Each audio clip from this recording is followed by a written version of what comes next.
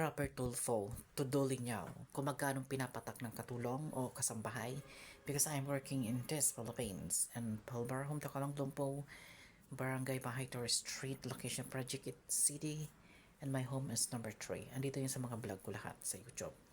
Ang sweldo ko talaga dito is 4,000.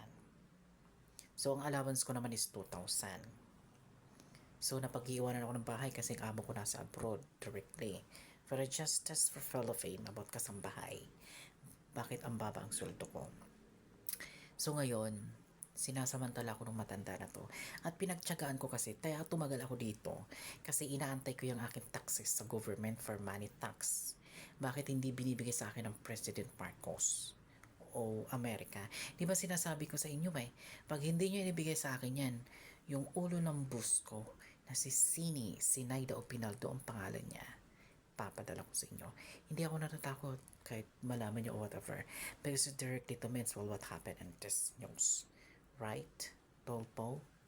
So, pumasok ako this 2021. So, coming to 4 years. Kunyari, ang pumapatak ng sweldo ng katulong ay 6, 7, 8, 9, 10, 11. So, increase to 5 years.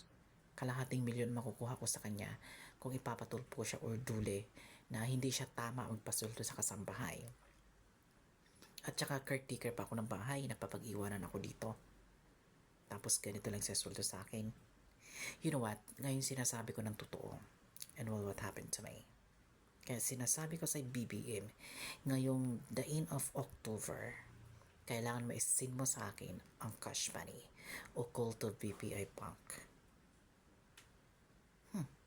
Bakit? May katwiran naman ako May iharap naman ako sa government justice, whatever. The crime na ginawa kong kriminal sa amo ko at patayin ko siya o whatever, nakawan ko siya.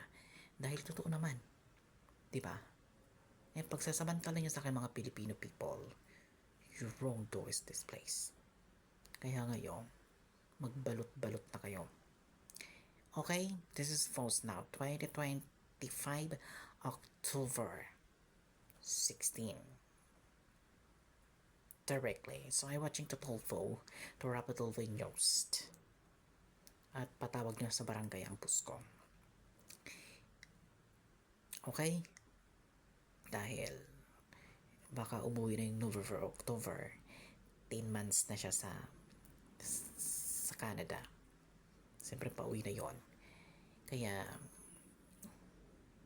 hampasin ko siya ng dispurdo sa ulo ng sumabog ulo at mamatay siya. She's 81 years old. O 82. It's very older. So kami lang dalawa sa bahay dito, di ba? Sino magtatanggol sa kanya? Kawawa siya. Kaya ikaw, BB Marcos, huwag mo ubusin ang pasensya ko. This is over the first the YouTube.